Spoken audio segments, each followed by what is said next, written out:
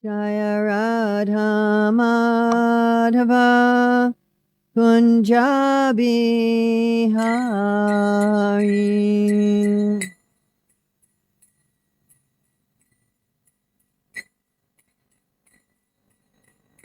Jaya Radha Madhava Kunjabi Hari.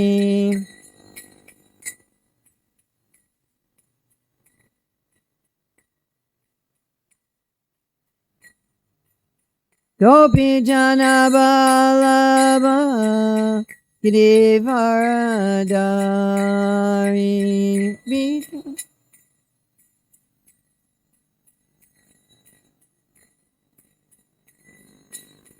Gopi Jana Vallabha Girivaradari.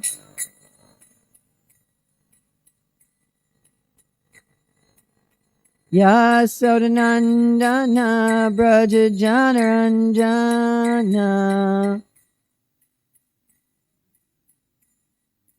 Yasodanandana Braja Janaranjana. Yamunatiravanachari. Yamunatiravanachari.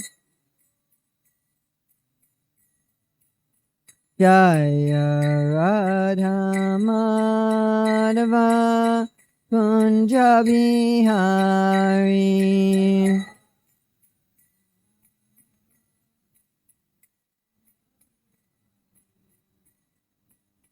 Gopi Jana Vallabha Girivaradari.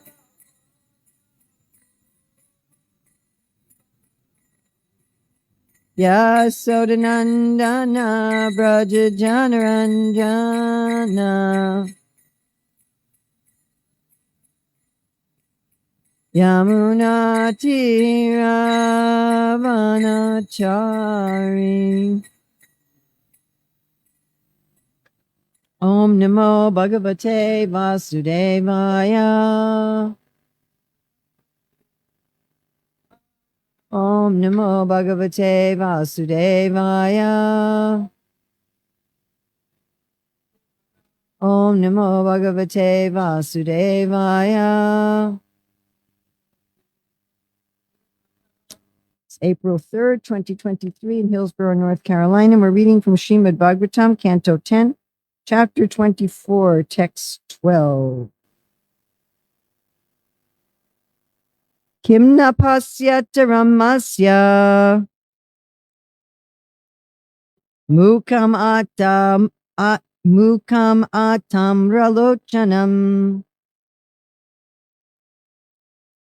mushtikam prati sammarsham hasasam ramba shobitam.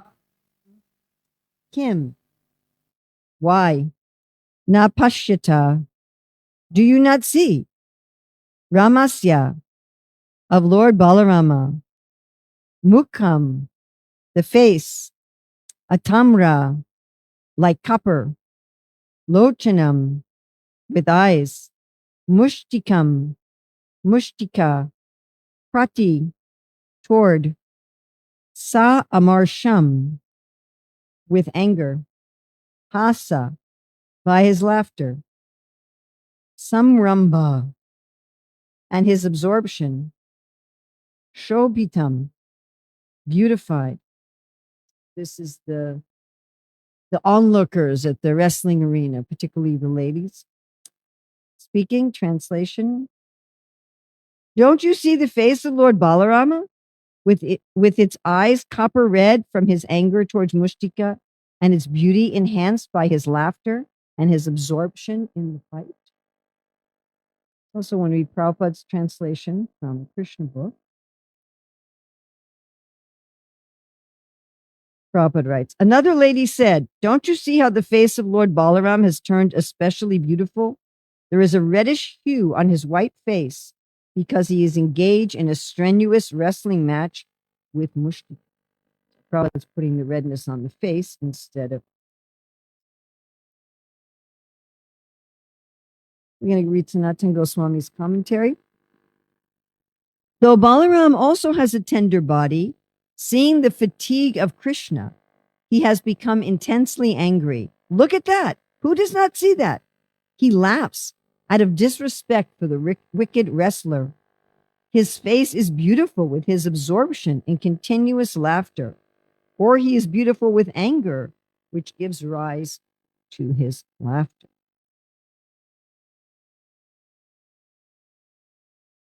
Kimna pashyataramasya mukam atam ralochanam mushtikam pratisamarsham hasisam ramba shobitam.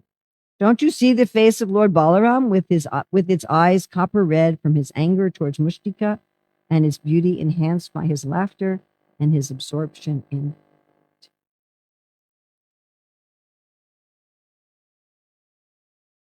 The ladies are asking us, don't you see?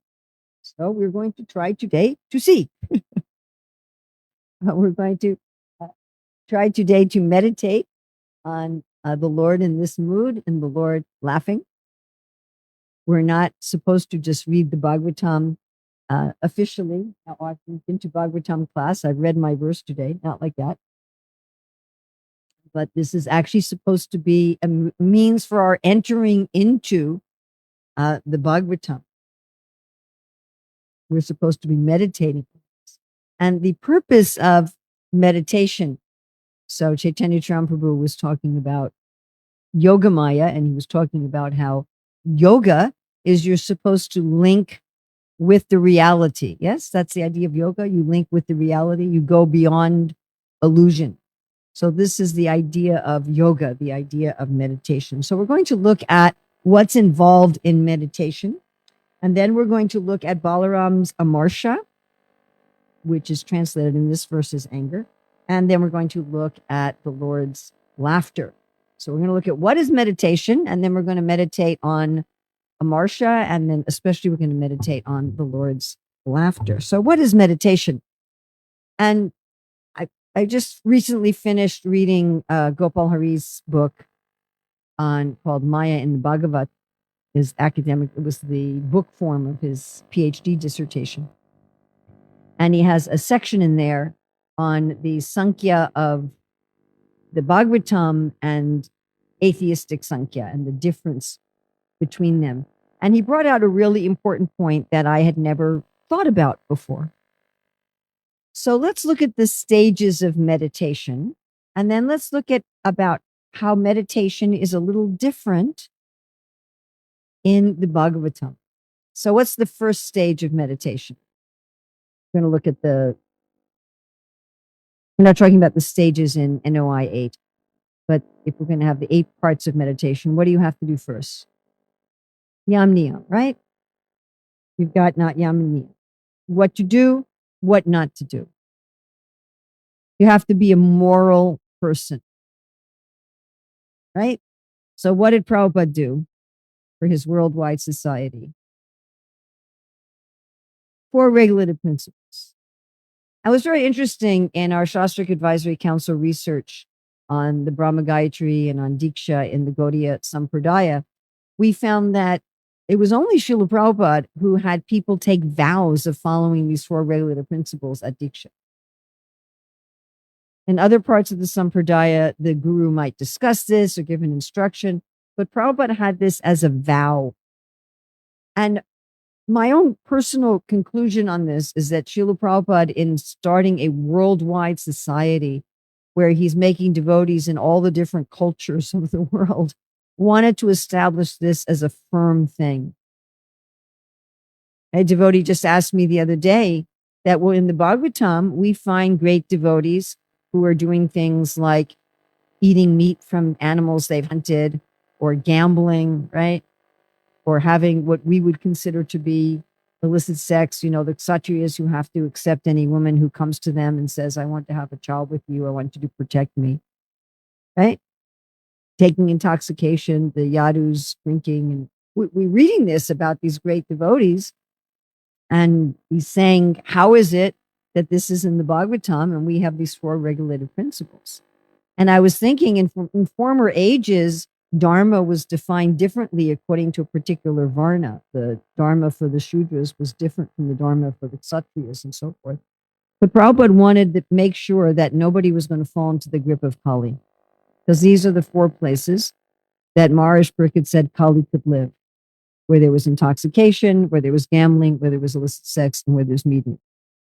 And one could make the argument that Sarva Kalamidam Brahma, everything is Brahman, everything is spirit. Why shouldn't you be able to be Krishna conscious while you're smoking marijuana? Why shouldn't you be able to be Krishna conscious while you're having illicit sex? I mean, technically, there were pure devotee prostitutes in Dwarka. Yes? Technically speaking, Garuda's a meat eater. He eats snakes. So technically speaking, it's possible to be a pure devotee in any situation. But generally, for the vast majority of us, if we engage in these activities, we will forget Krishna, right? Our ability to remember Krishna, our ability to be Krishna conscious, if we're eating meat, taking intoxication, having illicit sex, or gambling, it's just not going to happen. So the ability to meditate is not going to be there. If somebody's intoxicated, how are they going to meditate? You follow? Intoxicated, they don't even know if they're dressed or not. They don't know if they're walking a straight line. They don't know if they're singing at the top of their lungs at 2 a.m. How are they going to meditate? If someone's eating meat, then that means their whole life is based on envy. Their whole life is based on violence. Their whole body is full of tamagun. How are they going to meditate? If someone's having illicit sex, that means they're in an exploitive relationship. How are they going to meditate? If someone's gambling, that means they're trying to make money by cheating. How are they going to meditate? And then, of course, we have our positive things, rise early, take a bath, put on clean clothes. We might think everybody does this, but not everybody does this. There are a lot of people who wake up at, 1 p.m. and bathe 2 or 3 times a week, maybe, with the same clothes on every day, right? Attending the Mangal Arti. I mean, these are things, the positive sort of things. Only eat Krishna Prasad. So these give us a foundation for meditation. If we're having difficulty meditating on Krishna, the first thing we want to look at is my yama niyam. Am I not doing basic moral things that I should be doing, or am I doing immoral things that I shouldn't? That's the first step. Because if one doesn't have this basic stuff right, meditation is very difficult. Of course, having said that, we take the holy name out to the public. Yes? We take the holy name out to the public, and definitely members of the public are not all following these 4 principles. They're definitely not all waking up before sunrise and taking a bath.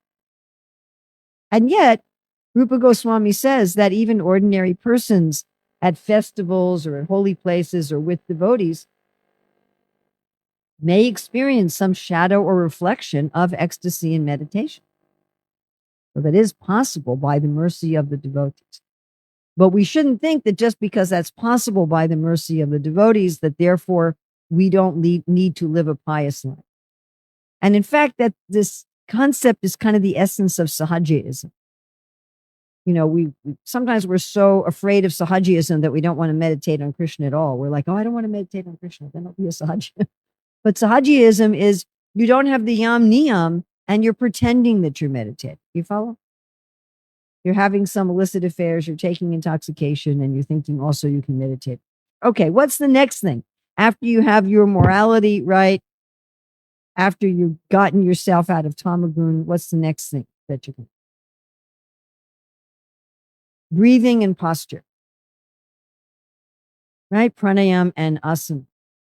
Now, what does pranayam and asana do? Pranayam and asana changes It's very much like yam niyam. It's creating a foundation. Pranayama and asana are changing the brain wiring, if we're going to put it in medical terms, to make sure that the sympathetic nervous system is quiet and the parasympathetic nervous system is activated. The sympathetic nervous system is the flight or fight mechanism. How are you going to meditate if you're running away from a tiger? Pretty hard, right? I mean, again, it's possible. Arjuna was told to meditate while he was fighting. But generally, in order to meditate, you have to be in a calm situation. Now, when you activate the parasympathetic nervous system, in general, your health improves. When we're in a stress response, our digestion stops or slows, our immune system stops or slows, our higher order thinking skills stop. It's only when we're in a relaxed state that we digest properly, we have a proper immune system, we can think clearly. And so there's a lot of people at the modern age who take up the pranayama and the asanas to become healthy. It's a big business, right? Big yoga studios, they do the pranayama and the asana, and they do become healthy. But that's the idea. That creates the groundwork. Now, none of that so far that we've done is spiritual. The yam niyam is not spiritual. And having, just like we have Prabhupada's japa tape going in the greenhouse, and I spend so much time in there, I know exactly when Prabhupada's going to say in the middle of japa, sit properly. I know exactly when it's coming. You know, it's just like Prabhupada's going to say, sit properly, and sit properly. So, of course, there's no hard and fast rules for japa. You know, if you're sick with the fever, you can be lying down in your bed chanting the holy name. But it is a fact that putting ourselves in a state where we're calm, because what's the next step now? And I just heard one of my godbrothers giving a whole class on this, was fascinating. What's the next step? So you're a moral person. You're not under a stress response. What's the next? Before. There's two before. Pratyadhara. Pratyadhara is withdrawing the senses from their sense objects. Withdrawing the senses from their senses. This is why, my dear friends, we have a sadhana time. We are supposed to have some time during the day when we're not doing other things. Now, we're supposed to meditate on Krishna all the time. And Krishna willing, we're about to publish a book about how to meditate on Krishna by seeing the trees and the clouds and the birds and the sounds of the highway. And we're supposed to meditate on Krishna all the time. We are supposed to be able to meditate on Krishna even while we're fighting a battle with a stress response. But in order to meditate on Krishna all the time, we also want to have distinct meditation times. Does this make sense to everybody? Let's think of a material analogy. A person at work often has a photograph of their family.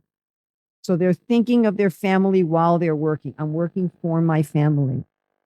In order to do that, do they also have to have some time when they're just with their family? Suppose you're never just with your family and you're trying to meditate on your family while you're working. Will that work? It won't be very effective. You have to actually have some time just being with the person. I often give the example how my father spent 2 hours with me every morning just being with me. We weren't trying to accomplish something. I mean, he would tell me stories, he'd read me books, he'd make my breakfast, but we were just hanging out. What do we call that? Quality time. Right? In a marriage, if the husband and wife never spend any time together, just being together, eventually their relationship is going to degrade. So this pratyadhara, you're not doing anything else. You're just being with Krishna. You forget about everything. Forget about the bills you have to pay. Forget about your health worries. Forget about your worries about your family members, what you have to do in an hour. And this is pratyadhara. And if you don't do this, then you're all over the place.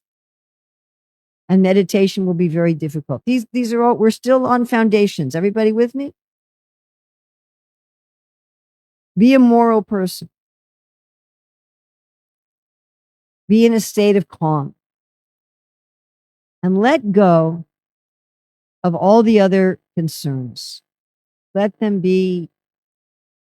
You tell the mind, we'll do this later. We can worry about this later. Not now. And Prabhupada talked about this in general in our service, that whatever service we're doing, we give it our full absorption without any other consideration. This is really what we should be doing always. If I'm dressing the deity, I'm totally focused on the deity. If I'm cooking, I'm totally focused on cooking. Now, the next thing is called dharana. Anybody know what the Sanskrit word dharana means? Who's Dara?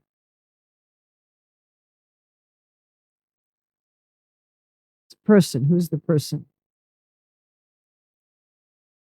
The earth. What do we call Krishna when he lifts up Govardhan? Govardhan, Dari, means to hold. Dharana means to hold. So we're going to hold what we're going to meditate on, which in this case is, what are we meditating on today? Balaram, who's in Amarsha and laughing while he's fighting with Mushtika. So we're going to hold that. Like Prabhupada said, George Harrison, if he wants to meditate, you tell him to look at a picture of Krishna while he's chanting. Like we look at the deities while we're chanting. Prabhupada would say, can't you remember the deities when you're chanting Hare Krishna? He said, you're seeing the deities, then later when you're chanting in another place, you remember the deities. Hold. Now, in impersonal meditation, they're simply trying to hold the mind still. They've let go of the external things and they're holding the mind still. For the meditation that's described in the Bhagavatam, what we're holding is Krishna. Now, we don't have to be holding a still picture. We can be holding a moving scene. Like Prabhupada talked about, when you chant japa, you can remember Krishna killing the demons and the cowherd boys are encouraging him with claps. So this scene it's a moving scene. Balaram fighting with Mushtika and his eyes turning red or his face turning red and he's laughing. But one holds it. And then the next step after dharana is dhyan. Dhyan is meditation. Then you meditate on what you're holding. Is everybody following this? Now, we all know how to do this in our life. We all know how to do this. I put other things aside. I hold something and I meditate on what I'm holding. Everybody knows how to do this? Yes? I can do this with an object. Like I could take this purse and I could hold it and I could meditate on it. Yeah? We do this with ideas. We forget about everything else. We have an idea in our mind. We hold it and we think about it. And then the last step is samadhi. Samadhi is where there's no more effort involved in the meditation. The meditation is flowing seamlessly. Dharana, there's some effort. Dhyana, there's some effort. Samadhi, there's no more effort. And again, we all experience this material. That's something I care about, something I'm worried about, something I'm looking forward to. I forget about everything else. I hold it, I meditate on it, and often I can't stop my mind from doing that. Yes? Ever happened to you with a song? You can't stop your mind from thinking about a song? Does that ever happen? Some songs going through your head? Or some worry? You're replaying something that happened and it's just going and you're saying, shut up, mind, and the mind won't shut up. So that is what we should be doing with Krishna. So that is the process of meditation, and particularly our sadhana time, especially our 16 rounds, our kirtan, our gayatri is supposed to be like that. Now, if our sadhana is like that, Then there's a stage of meditation where that then sort of overflows into our day. So if I'm meditating like that during the kirtan, then when I'm driving, when I'm walking down the road, when I'm cooking, that kirtan and that meditation will naturally come to my mind. Yes? Again, have we all experienced that? Prabhupada, the adverb he used most often for chanting Hare Krishna was some synonym of, what was the adverb Srila Prabhupada used most when talking about chanting Hare Krishna? We should chant Hare Krishna, how, when, where? Constantly. Now, that doesn't mean constantly on beads, obviously. But if we have this focus during our japa time, during kirtan, then naturally the mantra will go in our mind at other times. Yes? Everyone has experiences? If I'm meditating on Krishna's pastimes, Krishna's form, then naturally I'll be able to meditate on Krishna in nature. I'll naturally be able to meditate on Krishna in the course of a discussion about anything or doing anything. My whole life will become a meditation that's no longer dependent on whether or not I'm in a stress response or a calm response or how I'm sitting or how I'm breathing. Okay, everybody with me? All right, so now that we've established that, now what are we going to meditate on here? So today's meditation is Balaram has this amarsha, which in the BBT translation is anger. And I was thinking about, I'm pretty sure for the 10th canto, the translators were Hridaya Nandamarsh, Gopi Pranadhana, and probably Prajumna was also involved with the 10th canto translations. Amarsha is one of the Vyavichari bhavs. It's one of the transitory emotions in rasa. So in any relationship, like there's a basic emotion. I have a basic emotion, let's say with someone as my friend. But sometimes with my friend, I'm with my friend doing things with my friend. There's going to be other emotions that mix with that friendship.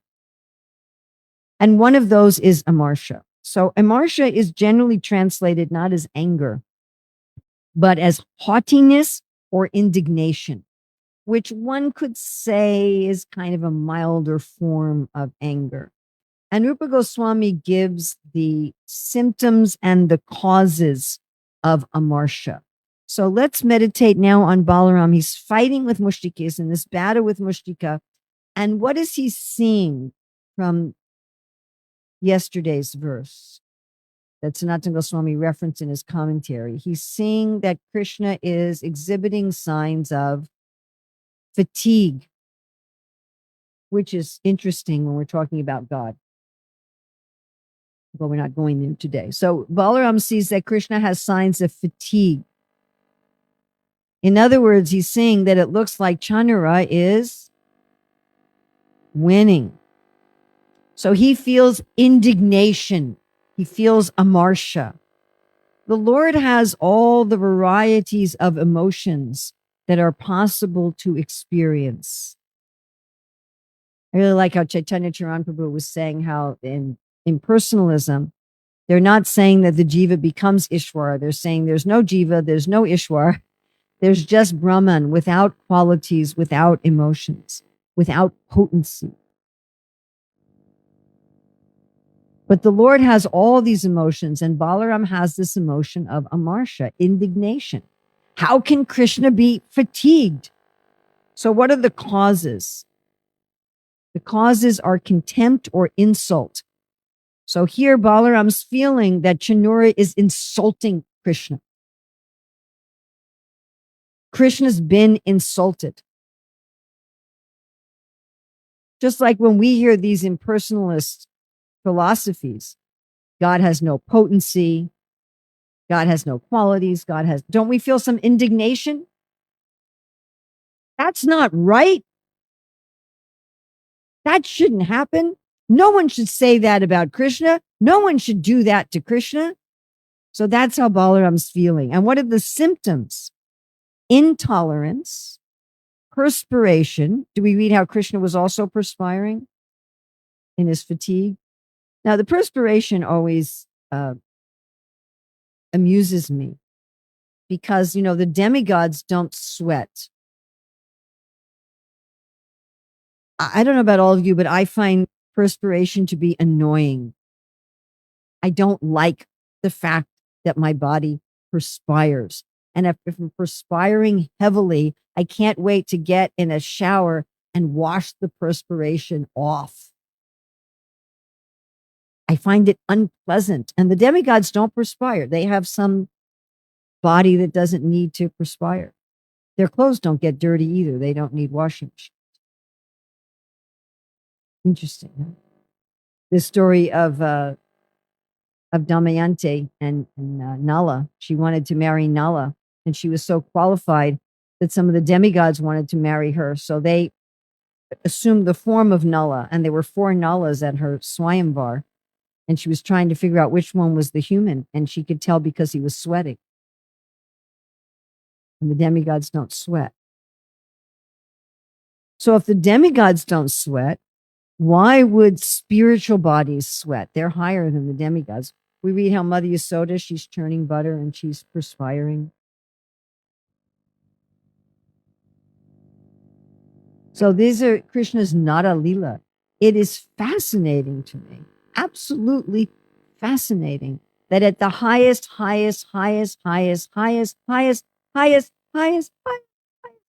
realm of Goloka Vrindavan in the spiritual world, the Lord himself and his associates sweat.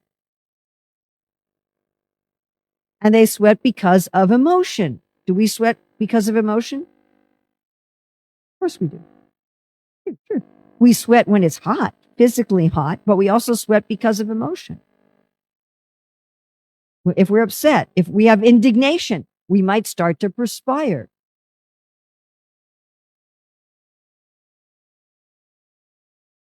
I had a very, very good devotee friend. She's since left her body. And she told me about how that one time she was meditating during her japa. Her name was Devi Dasi, disciple of Shiva Ramaraj in Hungary.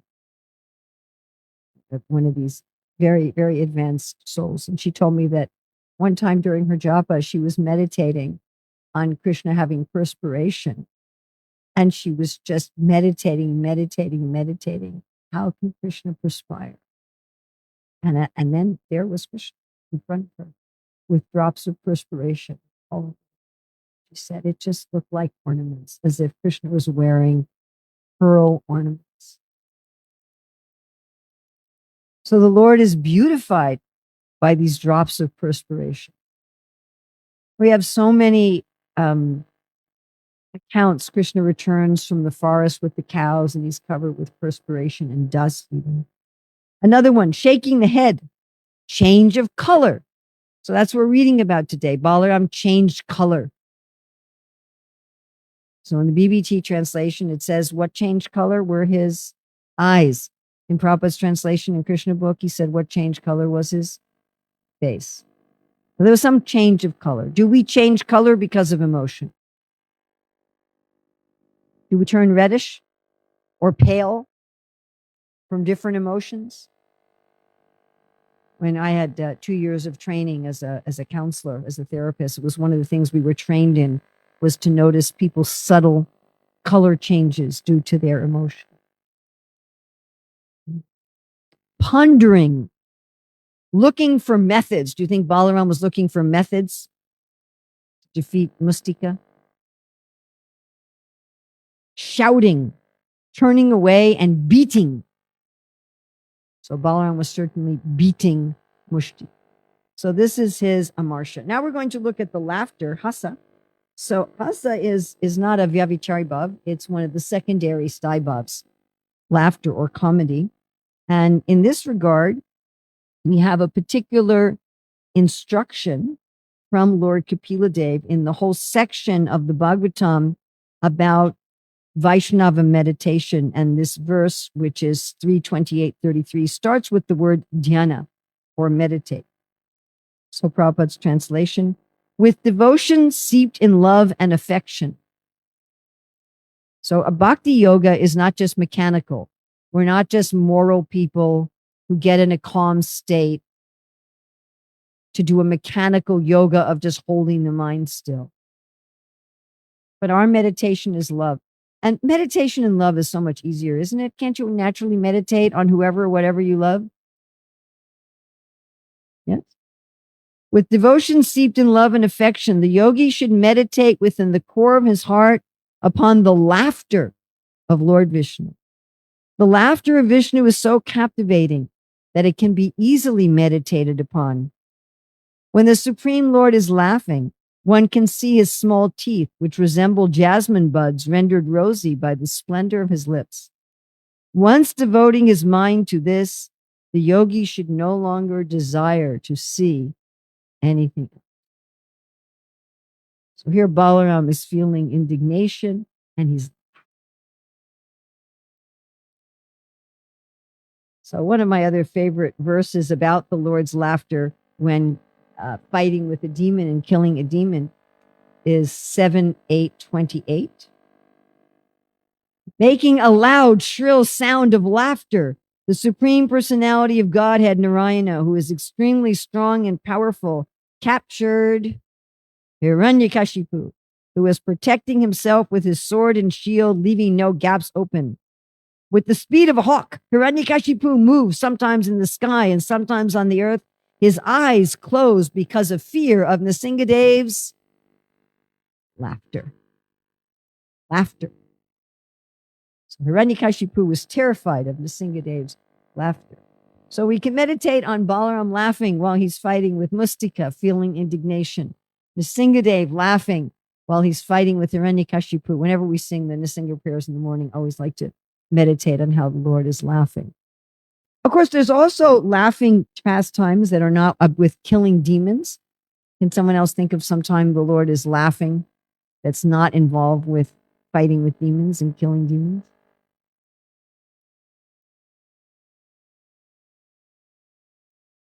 Huh? At Pondraka, yes. When the messenger came and said, Pondraka, he wants your name and your weapons. Everyone in the assembly, along with Krishna, was just laughing and laughing. And when Krishna actually saw Pondraka with his two fake arms, like some low-grade Indian movie, you've seen those, the kids used to call them special defects. So when the Lord saw Pondraka with his low-budget Indian costume set of his two arms, he was cracking up. But some other examples of the Lord's laughing that we can meditate on.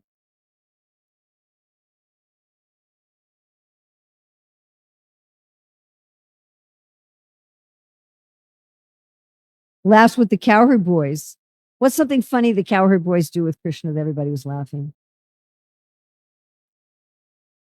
They put flowers in his mouth. They say, Krishna, close your eyes, open your mouth. We're going to give you something fun. And they stick a flower in his mouth. They're all laughing. Also, I think it's in Ananda Vrindavan Champu or Gopal Champu where the cowherd boys, they distract Krishna. They tell him there's a monkey over there. And then they take his samosas, they take out the vegetables and they put in jasmine flowers. Right? So he's eating the flowers.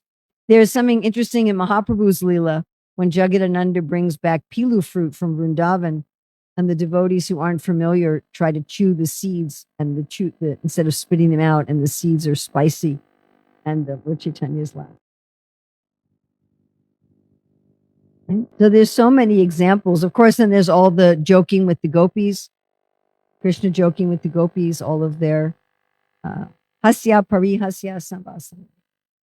We have the nice song about Vrindavan, where the meditation is on how there's all these joking words going on. So this laughter, of course, which is very much part of Krishna's Dira Lalita, where they're always laughing and joking with the gopis. There's also a time, of course, when Mother Yasoda starts to laugh when she's trying to tie up Krishna. First, she's angry.